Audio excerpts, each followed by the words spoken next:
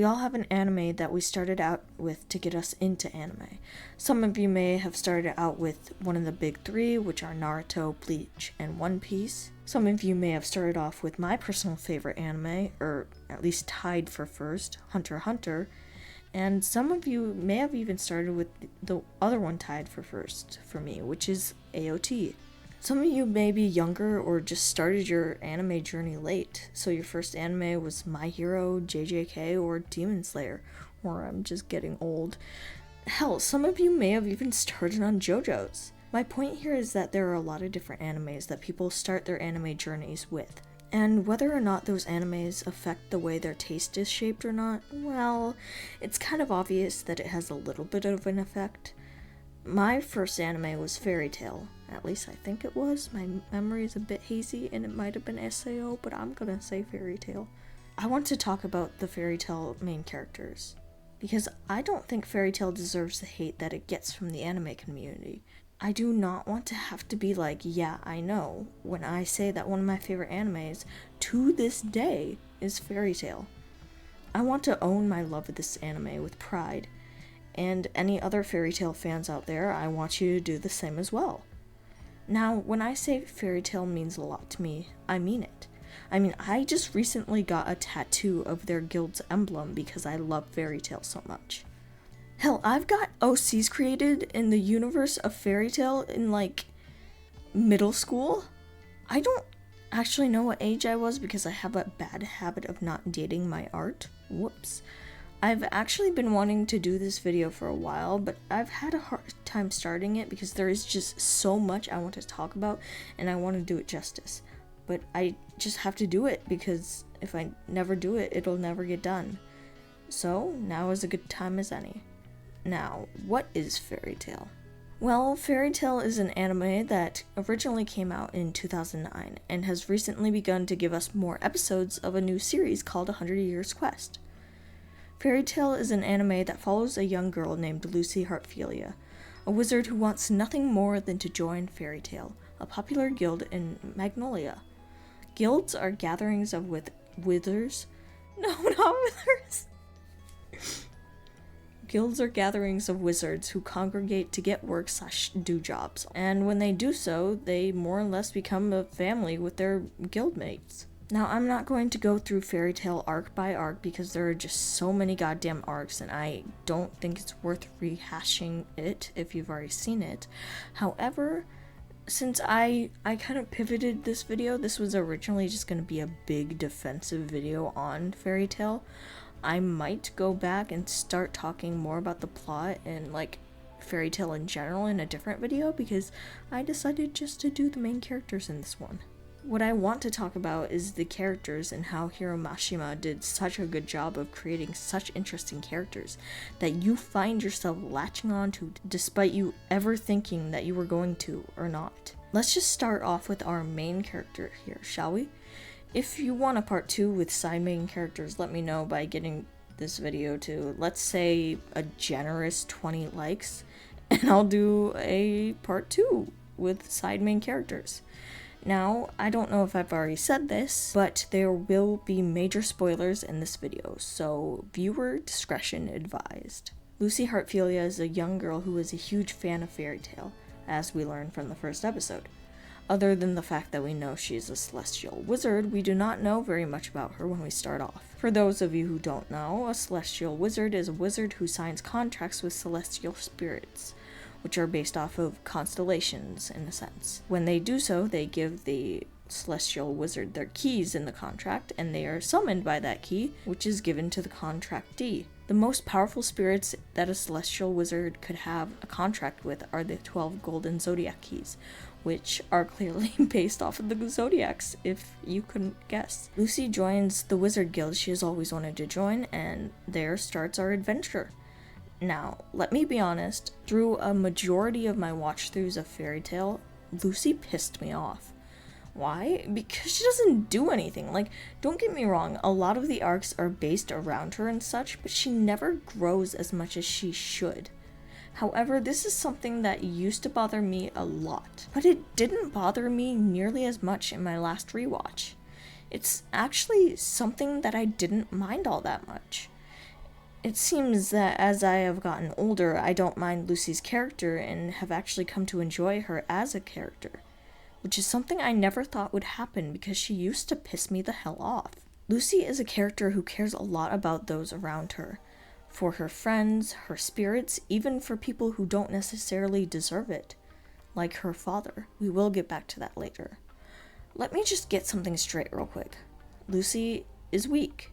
Now, that isn't necessarily a bad thing, but it's something that I find interesting about her character. Compared to most other wizards, I've noticed that she is still considered strong, but in comparison to her companions, she's on a lower level than them. Now, I want to pop in here and say that Lucy getting kidnapped almost every arc is kind of annoying. Like, really? Other than that, it's fine.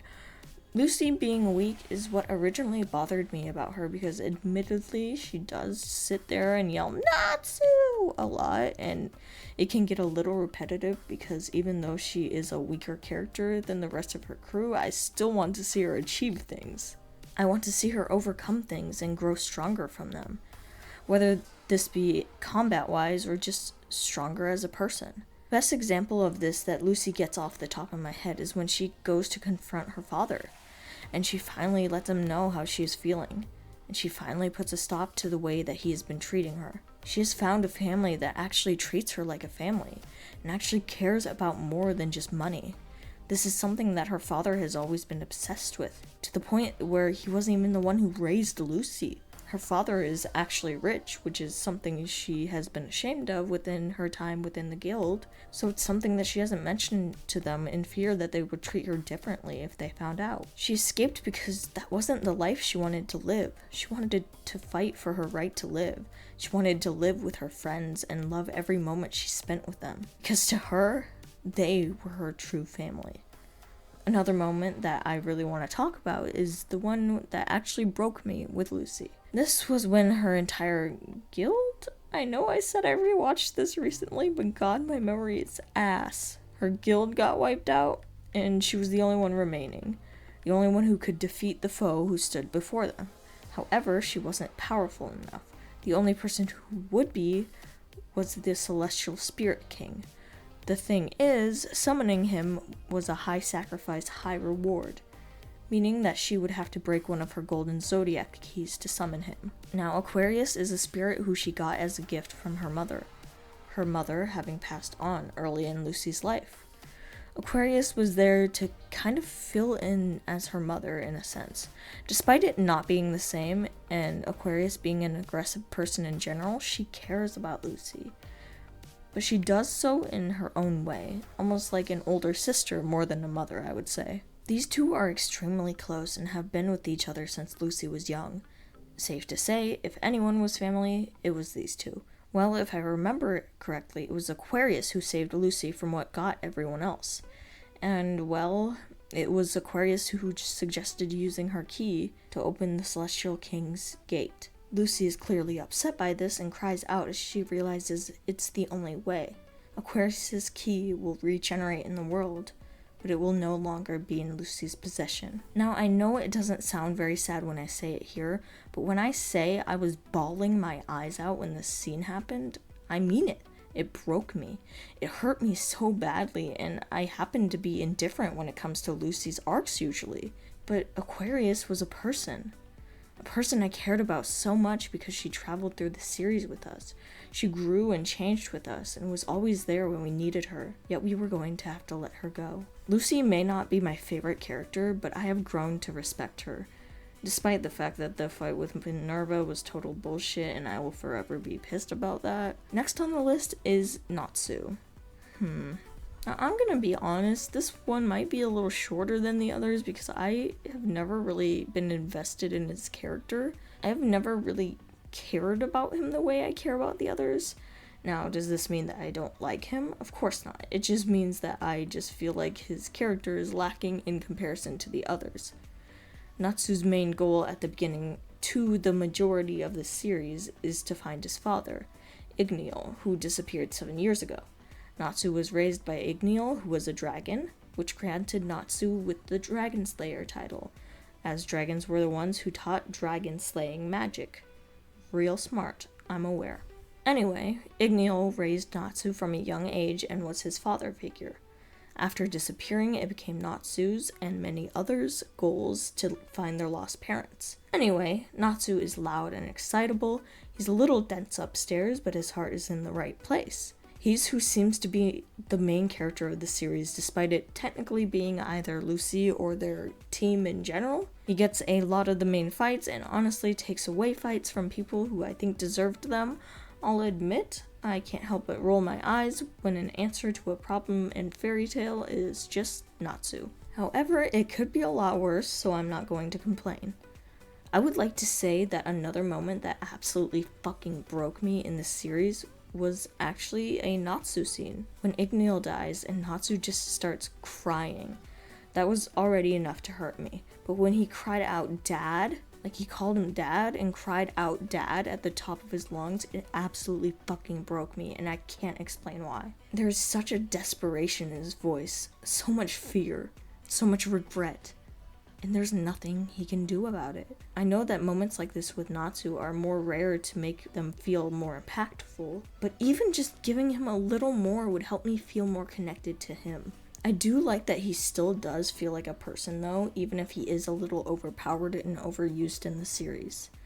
There are tons of things that I could say about him in Zerov, but frankly, everything that can be said about that has been said in the series, so I see no reason to beat a dead horse. Alright, so next up we're gonna go with Wendy.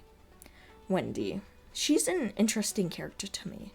Usually younger children tend to annoy me when they're written into shows, but Wendy does not annoy me that much. Not only is she younger than the others, but she also doesn't join the team until a bit later on, which is intriguing to me because at the time of originally watching this anime, I was not all too familiar with it having cast members join later on in the series. Wendy is a character that I don't really care for all that much, but I will give her credit where credit's due. She's a good character.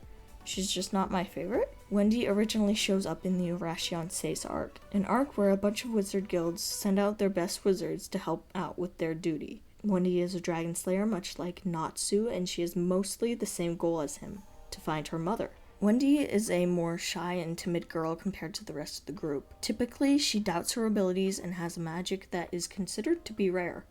Not only does she have dragon slayer magic, but she also has the ability to heal with that magic. When it comes to Wendy, it's really cool to kind of watch her begin to grow up and evolve as the show goes on. She's so young, but she's not afraid to get her hands dirty when she needs to. One of the things that I enjoy the most about Wendy was her episode with Carla. Yes, I'm a dub watcher, I'm sorry. Not usually, but for Fairy Tail I was. When she thinks Carla is going to die and she awakens her dragon force. Like I said, Wendy isn't my favorite character, but seeing her unlock this and just grow so strong from the frail girl she used to be, it made me proud. I've got to say, the design of this dragon force was absolutely fucking awesome. The pink, brilliant. Everything about it just looks so sick, and I highly approve of it. Other than that, I don't really have much to say about Wendy, other than that her friendship with that one girl, blanking on her name right now, but that was adorable. Next we have Gray. You know, when I was a kid, I totally had a crush on him, I'll admit it. And, you know, I'm gonna admit something else, but you gotta promise you won't tell, okay? I liked Gray, right? So what would be the natural thing to do? Ship him with the main female character, of course. Now, the Greylu itself wasn't the issue. I wrote a Wattpad story on it, on Greylu, about Greylu, and it did really well. I will say nothing more on the subject. Anyway, Gray Fullbuster. Gray is an ice wizard who joins the team fairly early on. I think he's supposed to be the cool one of the group. Anyway, Gray is an interesting character to me because they gave him so much more than Natsu could ever hope to have. Not only does he have a tragic backstory, though that is a given for anime, I'm sorry, but he also has to think and consider about his battles instead of using all-out strength like Natsu does. Now, I know that's how Natsu fights and that they were different characters, but what I am getting at is that the answer to all of his battles aren't just friendship. Some of them are, and some of them are backed by friendship, but it doesn't make me roll my eyes whenever Gray gets a fight like it does when Natsu does. Now, Gray's parents were killed by a demon from the Book of Zeraf, one that was named Deliora. It became Gray's life goal to defeat Deliora, so much so that he begins looking for a teacher and finds who is currently already teaching a young boy named Leon. He begins training with her, and being frustrated that he isn't getting the teaching he wants for powerful spells, he takes off to fight Deliora by himself. We find out that Gray taught himself a pretty much forbidden technique that can defeat practically any foe. However, there is a cost to this power. The user envelops a target completely in solid ice, in return for their own body cracking and sacrificing itself to become that ice. Has to stop Gray from doing so, and realizes that he is right. Iced shell is the only way to defeat this demon, but it wouldn't be Gray doing it. So, sacrificed herself to save her two pupils, who she loved very dearly. Gray ends up finding Fairy Tale. However, Leon spends his life pondering how he could defeat now that she was dead. How could he surpass her now? And ultimately, that leads him to melting the ice around Deliora in an arc of Fairy Tale. This arc is really cool to me because it's like the first character-based arc we get in the series. If my memory is correct, it's a shorter one than most of them. However, it really brings you into what the show is going to be about. A theme with Gray is accepting that he's alive, accepting that he deserves to live just like everyone else, and that taking the easy way out is only going to hurt his friends. Honestly, it's a little annoying that he tries to use it so often, but it's kind of sad as well that he values his life so little despite so many people sacrificing so much for him to live. Take Ultir, for example. That's a whole arc that I don't have much time to dive into, but long story short, she's Ur's child that she thought she had lost. At least I think. It's been a while, yikes. For a large portion of the series, she is more or less on the opposite side of the protagonists. However, as she gets won over, she ends up sacrificing a majority of her time left alive to turn back time by a minute. Within that minute, Gray had been shot to a lethal degree. He would have died if time had not been reversed. Ultir sacrificed so much just to save the world, which is something that is so amazing to me. And Gray has this idea in his head that he has to do the same thing. That if he is going to go out, he wants to go out as a hero. There is a lot, and I mean a lot, that I could gush on and on about Fairy Tale in general, but for this video, I'm trying to keep it shorter. Sorry if I sound sick now, my allergies just started acting up out of nowhere. Now, the final member of the main cast, besides Happy and Carla, but honestly I could go over those two and Edlis in a completely different video, well, she's probably the one you've all been waiting for. She is a favorite of many people, and myself included. This character is Urza Scarlet. You know, I don't think I knew I was pan at the time of originally watching Fairy Tale, or knew that it was a thing in general, or okay to be, but looking back on it, yeah, I was gay for her. I mean, how could I not be? She's like one of the coolest characters ever, and I love her so much, because she's not just overpowered. Like, she is overpowered, but she's also flawed. She's weak. Geez, where do I even start? Urza joins the team a few episodes later on than Gray does, which ends up kicking off the first mini arc, I'd say, of Fairy Tale, which is the Lullaby Flute, which is the introduction to things created within the Book of Zeraf. Urza was taken from her home at a young age and forced to be a slave to help create the Tower of Heaven, which was created with the intention of resurrecting the legendary black wizard Zeraf. This is where she met a lot of other kids around her age, ones that she bonded with and considers to be family. Jalal is among them. One day, the kids hatch a plan to escape, but fail. They get caught, and Jalal takes the blame for the plan, when it was actually one of the other kids who Urza was trying to protect who came up with the plan. They torture Jalal for this before an entity that we believe to be Zeraf hypnotizes and manipulates him into doing their bidding. I'm gonna be honest, I forget how the whole thing starts, but a grandpa-like figure to the kids ends up getting killed. He was also a member of Fairy Tale, by the way, and Urza learns that she can use magic. With this being done, she starts a massive prison break and tells them all to fight. She goes to save Jalal, who has been corrupted. When she doesn't agree with what he's done, he tells her to leave. Leave and leave behind the other kids you just tried to save. If you ever return here, I'll kill them. So, being a child who didn't know what to do and who was afraid, she left. She ran away. Urza is a strong character, but she has always been afraid. She has always needed to hide behind her swords and her armor, which is something that is so interesting to me. When the Tower of Heaven arc comes around, Urza, who's usually on top of things and confident, well, she's a completely different person. They run into the kids that she grew up with, and she can feel nothing but guilt and weakness. Why? Why is she so weak? It's something that is so cool to me, because she usually sees herself as being a pillar that others depend on. But when it's about her being vulnerable, she feels weak and useless. Another thing that is really interesting about this arc to me is that Urza tried to sacrifice herself to keep the others safe. She then has this vision of everyone being sad and broken about her passing,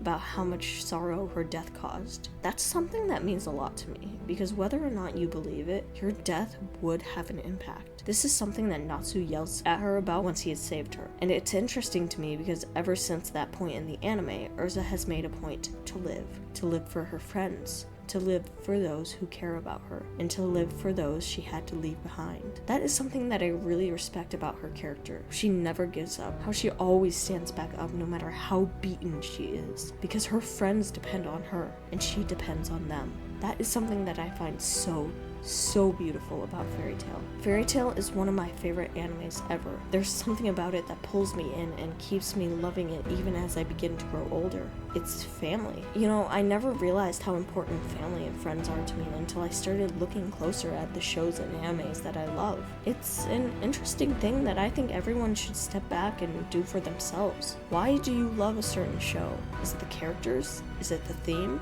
It might shed some light on what is important to you. All I know is that despite all the time that has passed, Fairy Tail still and likely always will hold a special place in my heart. I hope it does the same for you. With that being said, thank you all so much for watching. I knew there was no way I was going to make more than the main characters in this video because there is just so much to talk about, and I don't even know how to wrap my head around some of it. So thank you all so much for being patient with me with this video. It was very difficult for me to write despite me wanting to write it for a while. It's still not exactly what I wanted to write about, but I think getting a video out at all helps me get a grasp on what I want to say and how I can improve the video next time. With that being said, thank you all so much for watching. Please remember to like and subscribe, and as always, I will see you all next time.